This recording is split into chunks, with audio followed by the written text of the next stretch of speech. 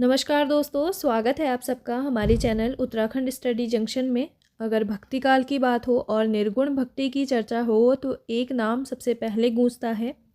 समाज को झकझोर देने वाले और पाखंड पर सीधी चोट करने वाले और साखियों में जीवन का दर्शन समझाने वाले संत कवि कबीरदास जी।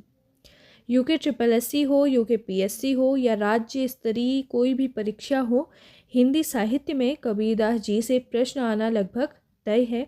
कभी उनके गुरु पर सवाल, कभी बीजक पर, कभी उनकी भाषा पर, तो कभी निर्गुण संप्रदाय में उनके स्थान पर हमेशा से सवाल पूछे जाते रहे हैं। और आज हम सिर्फ पढ़ेंगे नहीं, आज हम एग्ज़ाम पॉइंट ऑफ व्यू से कबीरदास जी को समझेंगे, उनका जीवन परिचय देखेंगे, उनकी रचनाएं देखेंगे, उनकी काव्य विशेषताएं देखेंगे और साथ में हम देखेंगे प्रीवियस ईयर क्वेश्चन को महत्वपूर्ण एमसीक्यू के वाइज। याद रखिए, जो हिंदी साहित्य में कबीर को समझ गया उसका भक्तिकाल मजबूत हो गया। तो चलिए शुरू करते हैं पद्य खंड के मजबूत टॉपिक को। संत कवि कबीरदास जी, जिन्हें वाणी का डिक्टेटर कहा जाता है और भक्तिकालीन युग के और निर्गुण संप्रदाय के ज्ञानाश्रयी शाखा के एक महत्वपूर्ण कवि माने जाते हैं हमारे संत कबीरदास जी। इनका जन्म हुआ था 1398 में लहरतारा में। कहाँ पर? वाराणसी में। इनका पालन पोषण किया नीरू और नीमा ने, जो कि एक जुलाहा दंपति थे और भक्तिकालीन युग में निर्गुण संप्रदाय की ज्ञानाश्रयी शाखा के एक महत्वपूर्ण कवि कबीरदास जी को माना जाता है। कबीरदास जी का गृहस्थ जीवन देखें तो इनकी पत्नी का नाम लोई था, इनके पुत्र का नाम कमाल था और इनकी पुत्री का नाम था कमाली। और आध्यात्मिक गुरु की बात करें तो इनके गुरु थे गुरु रामानंद जी। कबीरदास जी एक गृहस्थ संत थे और जुलाहे का कर्म और संत का धर्म उन्होंने एक साथ निभाया था। जुलाहे का कर्म यानी कि उनका पालन पोषण किया था जुलाहा दंपति ने, तो जुलाहे का कर्म भी उन्होंने निभाया और वे एक संत थे, गृहस्थ संत थे, तो उन्होंने एक संत का धर्म भी साथ में निभाया। आलोचनात्मक दृष्टि की बात करें तो हजारी प्रसाद द्विवेदी ने कबीरदास को वाणी का डिक्टेटर भी कहा था और रामचंद्र शुक्ल ने कबीर की भाषा को एक सदुक्कड़ी भाषा कहा। जो साधुओं के आम बोलचाल में भाषा यूज़ होती है, उस भाषा को कबीर ने अपने पदों में यूज़ किया है। रामचंद्र शुक्ल ने कहा कि उनकी भाषा कैसी है? सदुक्कड़ी है।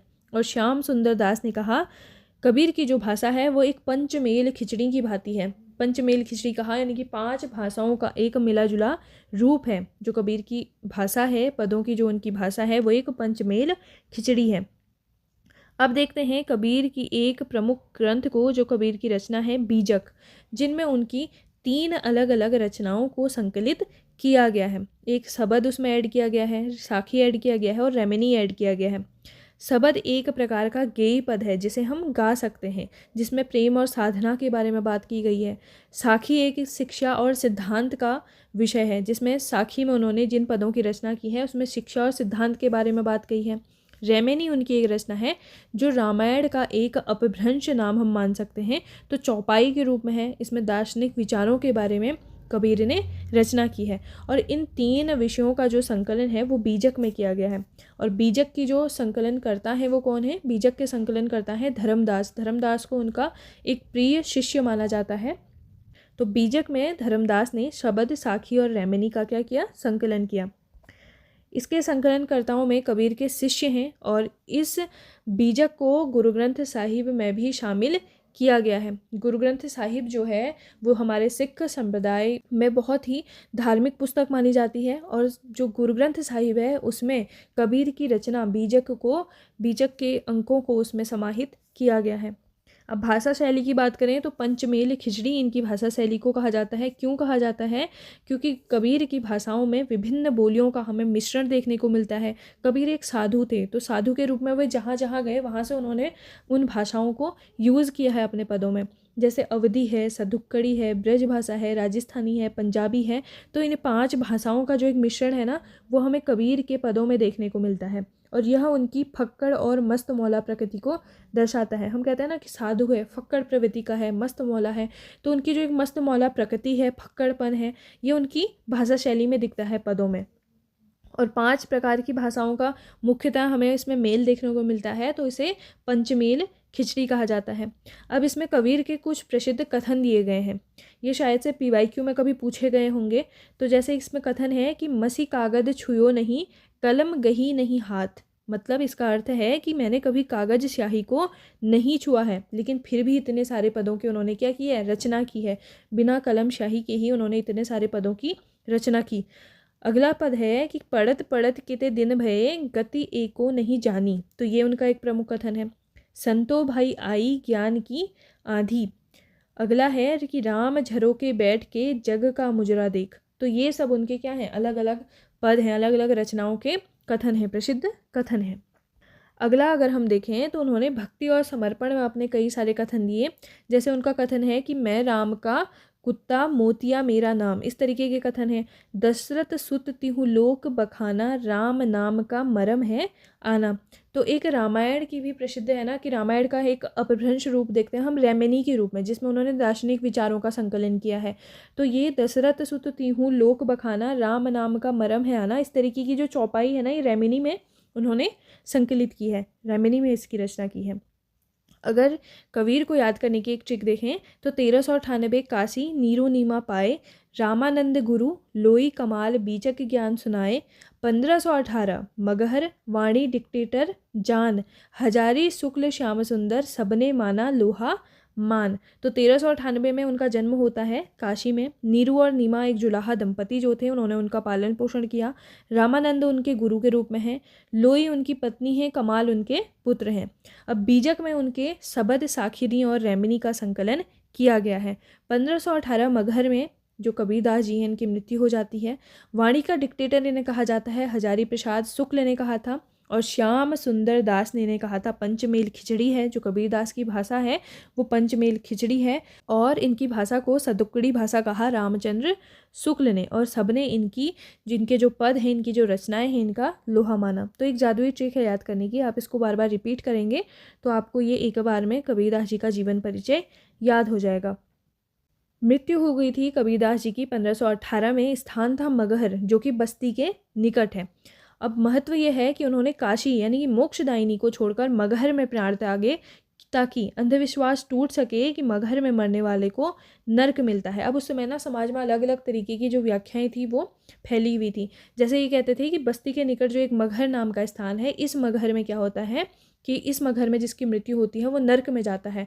तो समाज में फैले अंधविश्वास को तोड़ने के लिए उन्होंने क्या किया, मगहर में जब उनका मृत्यु का समय आया तो वो मगहर चले गए, और मगहर में ही उन्होंने अपने प्राण त्यागे। तो एक जो हमारे समाज में उस समय पाखंड फैला हुआ था, इनकी कबीर की रचनाओं में भी ना हमें एक ये चीज़ें देखने को मिलती हैं कि समाज में जो अंधविश्वास था, समाज में जो पाखंड फैला हुआ था, उसको तोड़ने के लिए ही उन्होंने कई सारे अपने पदों की रचना की है। तो कबीरदास जी के हम बीजक, सबद, रेमेनी, साखी, इन सब में हम देखते हैं ना, तो कहीं ना कहीं समाज के एक अंधविश्वास को वो क्या कर रहे होते हैं, उस पर प्रहार कर रहे होते हैं। आगे एक परीक्षा के सारांश से हम कबीरदास जी का जीवन परिचय देखते हैं। तो जन्म 1398 काशी, मृत्यु 1518 मगहर, और इनके गुरु रामानंद। एक पार्ट कंप्लीट। परिवार की बात करें तो माता पिता थे इनके नीरू और नीमा, जो कि जुलाहा दंपति थे। इनकी पत्नी थी लोई, और पुत्र थे कमाल, और पुत्री का नाम है कमाली। रचनाओं की बात करें तो बीजक, साखी, सबद और रेमेनी। तो बीजक में इनकी मुख्यतः 3 जो पद हैं, 3 जो प्रमुख रचनाएं हैं, उनका संकलन किया गया है। किसने किया था? धर्मदास ने किया था। धर्मदास को इनके प्रिय शिष्यों में गिना जाता है।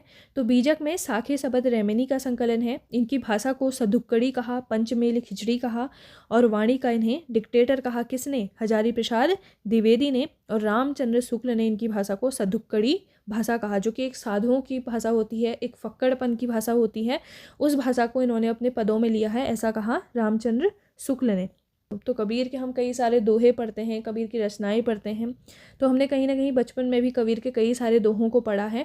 तो इसलिए भी कबीर में एक इंटरेस्ट हमारा आ जाता है कि यार कबीर का जीवन कैसा रहा होगा। तो कबीर का जीवन परिचय हमने देख लिया है। तो एग्ज़ाम के पॉइंट ऑफ व्यू से ना इतना ही इम्पोर्टेंट है कबीर के बारे में ज़्यादा जानना। तो इसमें हमारा जो 20 नंबर का हिंदी साहित्य वाला पोर्शन है ना, इसमें मुश्किल से 5 क्वेश्चन आते हैं, और 5 क्वेश्चन में जो कबीर का जीवन परिचय है, कबीर की रचनाएं हैं, यहाँ से कुछ कुछ क्वेश्चन तो पूछे ही जाते हैं हमेशा से।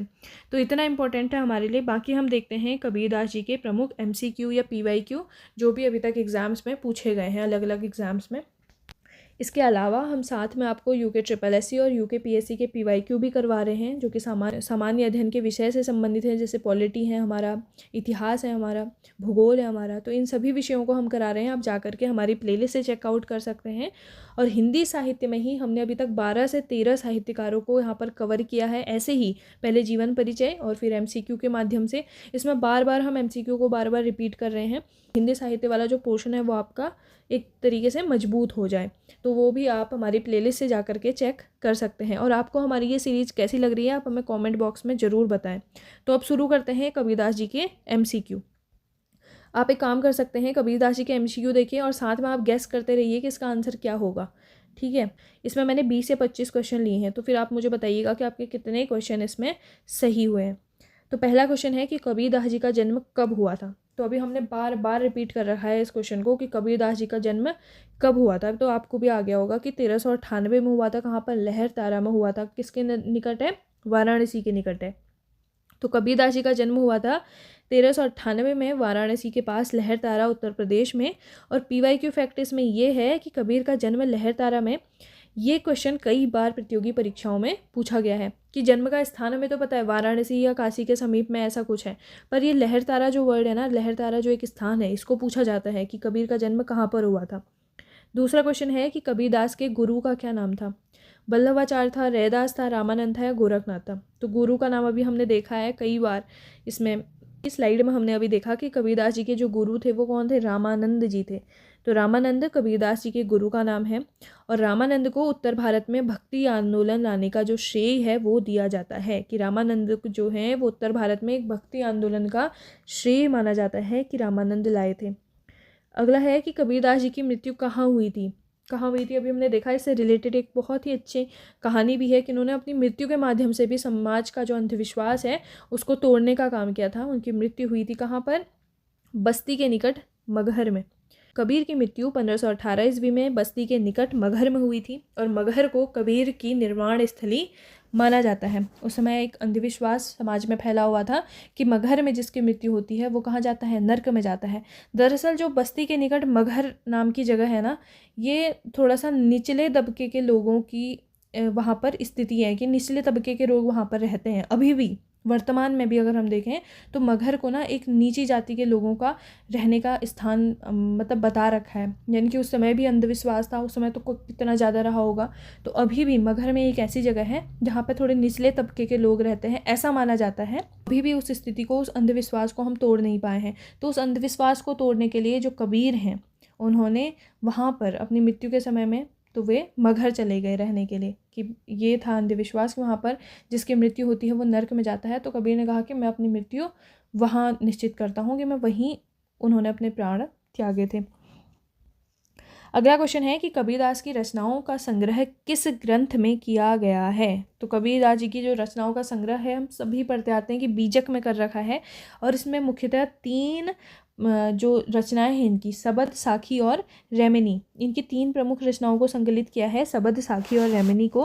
और संकलनकर्ता कौन थे? कबीर के प्रिय शिष्य थे धर्मदास। अगला क्वेश्चन है कि कबीर की पत्नी का क्या नाम था। तो कबीर की पत्नी का नाम है लोई।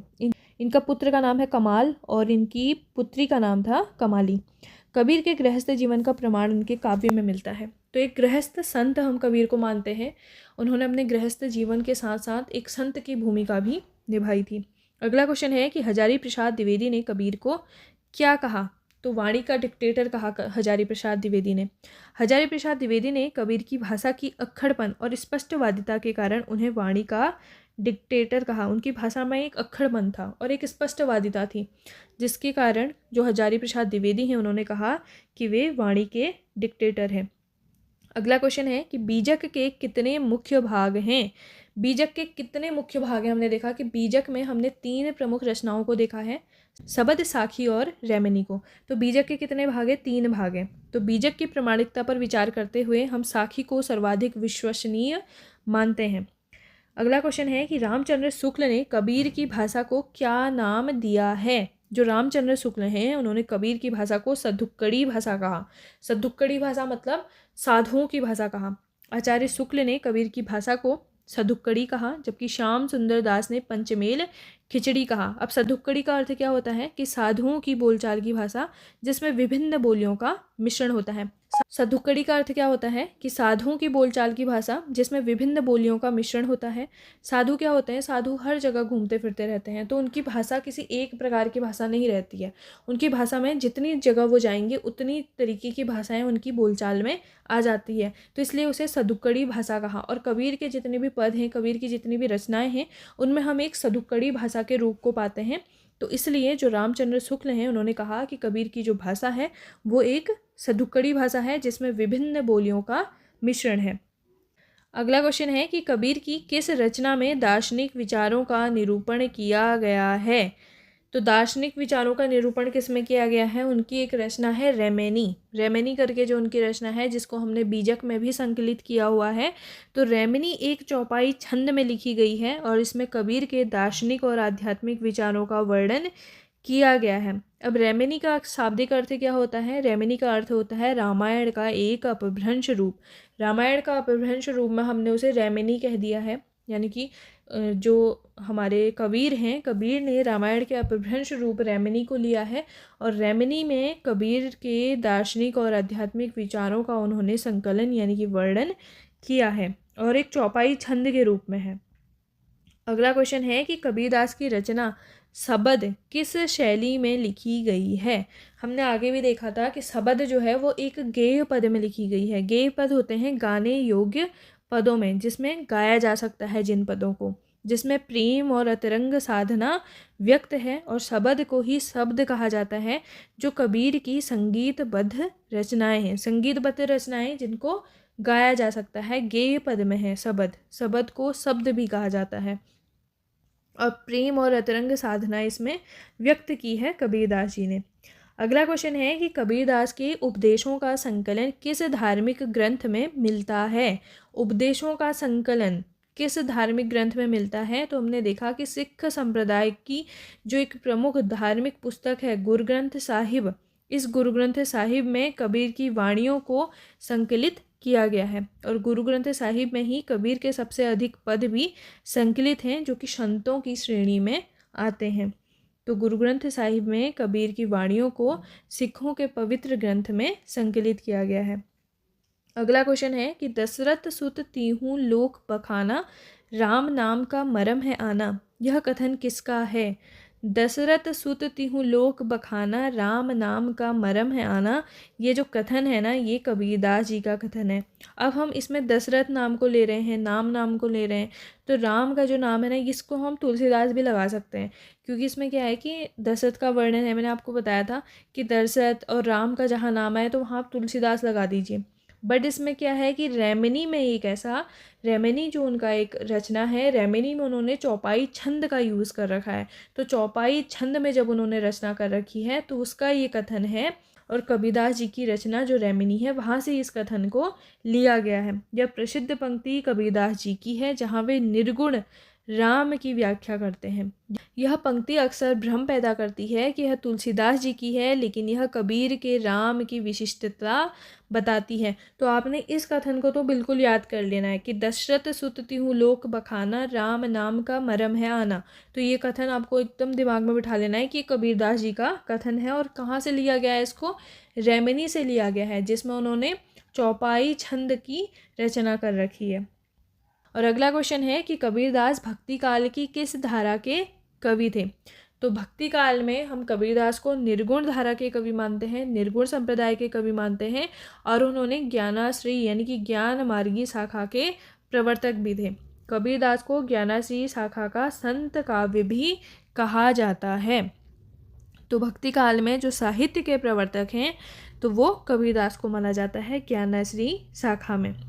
अगला क्वेश्चन है, इसमें हमें कथन दिए गए हैं तो दोनों कथनों से हमें सही कथन को चुनना है। पहला है कि कबीरदास की भाषा को श्याम सुंदर दास ने पंचमेल खिचड़ी कहा। बिल्कुल सही बात है, कबीरदास की भाषा को पंचमेल खिचड़ी कहा श्याम सुंदर दास ने। दूसरा कथन है कि कबीर की भाषा को रामचंद्र शुक्ल ने सधुक्कड़ी भाषा कहा। बिल्कुल सही बात है कि रामचंद्र शुक्ल ने कहा था सधुक्कड़ी भाषा। अब आप इसको याद ऐसे कीजिएगा कि शुक्ल ने कहा सधुक्कड़ी और सुंदर ने कहा पंचमेल खिचड़ी। तो पंचमेल खिचड़ी हो गई सुंदर और सधुक्कड़ी हो गई शुक्ल की। तो श्याम सुंदर दास ने कहा पंचमेल खिचड़ी है उनकी भाषा, उसमें 5 अलग अलग तरीके की बोलियों का वर्णन है, या 5 अलग अलग तरीके की बोलियों का उन्होंने मिश्रण कर रखा है। और रामचंद्र शुक्ल ने कहा एक फक्कड़पन है, एक मस्त मौला जो भाषा है वो कबीरदास जी यूज़ करते हैं, इनकी सधुक्कड़ी भाषा है। तो इसमें ए और बी दोनों कथन सत्य हैं। दोनों विद्वानों ने कबीर की मिश्रित भाषा को अलग अलग नाम दिए हैं। अगला क्वेश्चन है कि निम्नलिखित कथनों पर विचार करें। पहला कथन है साखी में कबीर की शिक्षाओं का निरूपण हुआ है और रेमिनी दोहा छंद में लिखी गई है। तो रेमिनी हमने देखा था दोहा छंद में नहीं है, चौपाई छंद में लिखी गई है। और साखी में कबीर की शिक्षाओं का निरूपण हुआ है, बिल्कुल साखी है ना, साखी में कबीर की शिक्षाओं का निरूपण कर रखा है। और रेमिनी एक प्रकार का क्या है, चौपाई छंद है। तो इसमें हमारा ऑप्शन ए जो है केवल ए सही है। साखी में शिक्षाएं हैं लेकिन रेमिनी एक चौपाई छंद में लिखी गई है, न कि दोहा में। अगला क्वेश्चन है कि कबीरदास के माता पिता के संबंध में सही कथन चुनना है हमें कि उनके माता पिता कौन थे। पहला ऑप्शन दिया है कि उनका पालन पोषण रत्नावली ने किया था, बिल्कुल नहीं। दूसरा ऑप्शन है कि उनका पालन पोषण नीमा और नीरू नामक दंपति ने किया था, बिल्कुल जुलाहा दंपति थे जिन्होंने उनका पालन पोषण किया था। तीसरा है वे क्षत्रिय कुल में पैदा हुए थे, नहीं। चौथा है उनके गुरु वल्लभाचार्य थे, बिल्कुल नहीं। उनके गुरु का नाम क्या था, रामानंद था। तो इसमें ऑप्शन बी हमारा सही होता है कि उनका पालन पोषण किया था किसने, नीमा और नीरू नामक जुलाहा दंपति ने किया था। अगला क्वेश्चन हमें दिया गया है, कथन ने दिया है कि मसी कागज छुयो नहीं कलम गही नहीं हाथ, यानी कि मैंने कभी कागज और कलम को नहीं छुआ है। ये जो कथन है ना, ये कबीरदास जी का कथन है। और इसका अर्थ ये है कि कबीर पढ़े लिखे साक्षर नहीं थे, फिर भी उन्होंने इतने सारे पदों की, इतने सारे दोहे, रचनाएं, चौपाई, छंद, इन सब की रचना की। तो ये कथन कबीरदास जी का है कि मसी कागज छुयो नहीं कलम गही नहीं हाथ। इस पंक्ति से सिद्ध होता है कि कबीर ने किताबी ज्ञान के बजाय अनुभव के ज्ञान को महत्व दिया। और PYQ फैक्ट इसमें यह है कि यह प्रश्न कबीर की साक्षरता के प्रमाण के रूप में पूछा जाता है कि कबीर पढ़े लिखे थे या नहीं थे। तो उन्होंने जब ये कथन दिया कि मसी कागज छुओ नहीं कलम गही नहीं हाथ, तो इसका मतलब तो यही है ना कि वे साक्षर नहीं थे। अगला क्वेश्चन है, हमें कथन दिया गया है और उसके बदले में हमें तर्क दिया गया है, तो हमें बताना है कि क्या इसमें ये सही बैठ रहा है या नहीं। तो कथन है हमारा कि कबीरदास ने निर्गुण राम की उपासना पर बल दिया, सही बात है। तर्क दिया है कि कबीर मूर्ति पूजा और बाहरी आडंबरों के विरोधी थे। तो इसमें क्या है कि निर्गुण धारा के कवि थे ना, तो निर्गुण धारा के जो कवि थे वो मूर्ति पूजा पर ज़्यादा जोर नहीं देते थे। उनके लिए जो बाहरी आडंबर थे, पूजा पाठ, ये सब, ये उनके लिए एक आडंबर था। तो इसमें हमारा जो कथन और तर्क है ना, ये दोनों सही प्रतीत होते हैं, क्योंकि कथन और तर्क दोनों सही हैं और तर्क कथन की सही व्याख्या करता है। कबीर निर्गुणवादी थे, इसलिए उन्होंने मूर्ति पूजा का विरोध किया था। वो कहते थे कि मूर्ति पूजा क्या करनी है, अगर आपने मानना है तो भगवान को आप मन में बिठाओ, आपके मन के अंदर, हर एक जन के अंदर भगवान है, तो आप उस जन की, उस जो आपके अंदर, आपके मन के अंदर भगवान है, आप उनकी पूजा करो। आप किसी मूर्ति के आगे फूल माला पत्ती जलाकर आप अपने मन में बहुत सारा द्वेष भाव लेके चल रहे हो, तो आप क्या उस मूर्ति की पूजा करोगे। तो एक मूर्ति पूजा के वो प्रबल विरोधी थे और निर्गुण धारा के कवि, इसीलिए हम कबीर को मानते हैं। अगला क्वेश्चन है कि रेमेनी और शबद के बारे में क्या सत्य है। रेमेनी और शबद, रेमेनी पहले तो चौपाई छंद है, तो रेमेनी में दार्शनिक विचार हैं, बिल्कुल सही बात है, रेमेनी में दार्शनिक विचार हैं। और दूसरा है शबद, शबद में प्रेम और अतरंग साधना है, बिल्कुल सही बात है कि शबद में प्रेम और अतरंग साधना के बारे में उन्होंने रचना की है। तो इसमें 1 और 2 दोनों कथन हमारे सही होते हैं। अगला क्वेश्चन है कि बीजक के संदर्भ में गलत कथन को पहचानना है। पहला है कि इसका संकलन कबीर के शिष्यों ने किया था। दूसरा है इसमें साखी, शबद और रेमेनी शामिल हैं। तीसरा है इसमें कबीर के गुरु के उपदेश हैं। और चौथा है कि यह कबीर साहित्य का मुख्य ग्रंथ है। तो इसमें हमें क्या है कि गलत कथन को पहचानना है। तो पहला तो इसका संकलन किया था कबीर के शिष्यों ने, जिसमें इनके प्रिय शिष्य थे धर्मदास, उन्होंने बीजक का संकलन किया। और दूसरा है इसमें साखी सबद और रेमिनी शामिल हैं। बिल्कुल इसमें साखी सबद और रेमिनी जो उनकी रचनाएं हैं उनका संकलन किया गया है। तीसरा, इसमें कबीर के गुरु के उपदेश हैं। नहीं, इसमें कबीर के उपदेश दे रखे हैं, कबीर ने जो रचनाएं कर रखी हैं उनका संकलन कर रखा है।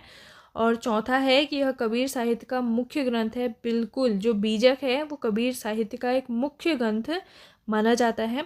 तो इसमें हमारा जो सी ऑप्शन है गलत हो जाता है कि बीजक में कबीर के स्वयं के उपदेशों का संकलन है, न कि उनके गुरु का।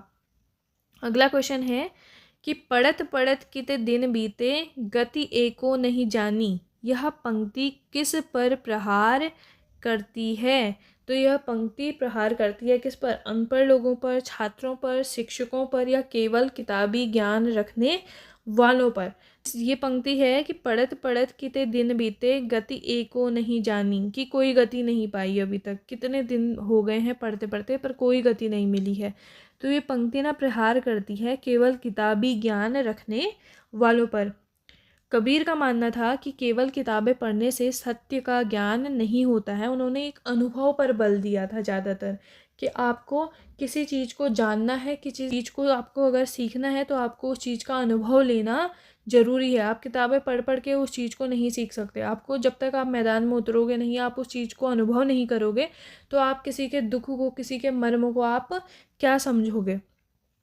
और अगला क्वेश्चन है कि हमें एक कथन दिया गया है और उसमें पूछा गया है कि इस कथन के माध्यम से जो कबीर हैं वो हमें क्या संदेश दे रहे हैं। कथन है हमारा, राम झरोखे बैठ के जग का मुजरा देख, कि इसमें ऑप्शन है हमारा कि राम महल में रहते हैं। दूसरा है ईश्वर साक्षी भाव से संसार को देख रहा है। तीसरा है संसार एक नृत्यशाला है। और चौथा है मनुष्य को महल बनाना चाहिए। तो इसका अर्थ जो हम इसमें ले सकते हैं ना कि राम झरोखे बैठ के जग का मुजरा देख, कि जो राम है वो बैठ करके जग का मुजरा देख रहे हैं, यानी कि जग में होने वाली चीज़ों को देख रहे हैं। तो ईश्वर साक्षी भाव से संसार को देख रहा है। यह पंक्ति कबीर के साक्षी भाव को दर्शाती है, कि ऑब्जर्वेंट नेचर ऑफ गॉड को दर्शाती है। कि राम झरोके बैठ के आप क्या करोगे, आप जग का मुजरा देखोगे, जग में कितनी सारी चीज़ें हो रही हैं। अगला क्वेश्चन है कि निम्नलिखित में से कौन सा मिलान गलत है। तो अब इसमें हमें जो कबीर हैं उनकी रचनाएं दे रखी हैं और उसको मिलान को हमने देखना है कि क्या इसमें गलत है। सबसे पहले देखते हैं साखी को। साखी में शिक्षा और सिद्धांत दिए हैं, उनकी रचनाएं कर रखी हैं। दूसरा है रेमिनी। रेमिनी एक चौपाई छंद है, सही बात है। शबद में गेय पद हैं, और गेय पद यानी कि गाने वाले पद हैं। बिल्कुल, शबद में गेय पद हैं। और वाणी का डिक्टेटर रामचंद्र शुक्ल दिया है। जी नहीं, वाणी का डिक्टेटर कहा था किसने? हजारी प्रसाद द्विवेदी ने। शुक्ल जी ने नहीं कहा था। शुक्ल जी ने कहा था कि जो कबीर की भाषा है वो कैसी है? सधुक्कड़ी भाषा है कहा था। तो इसमें जो हमारा मिलान है वो डी हमारा मिलान गलत है। तो इसमें वाणी का डिक्टेटर कहा है हजारी प्रसाद द्विवेदी जी ने। तो कबीर से रिलेटेड जितने क्वेश्चन थे वो हमने यहाँ पर कर लिए हैं कंप्लीट। हमारे द्वारा जो हिंदी साहित्य में जीवन परिचय और एमसीक्यू सीरीज़ लाई जा रही है, ये आपको कैसी लग रही है आप हमें कमेंट बॉक्स में ज़रूर बताएं। और अपने दोस्तों में भी आप हमारी सीरीज़ को शेयर कर सकते हैं। और बाकी आपका कोई सजेशन हो किसी विषय को लेकर के हो तो आप हमें बेझिझक कमेंट बॉक्स में अपना कमेंट दे सकते हैं। मिलते हैं हम आपसे एक और नए साहित्यकार के साथ जल्द ही। धन्यवाद।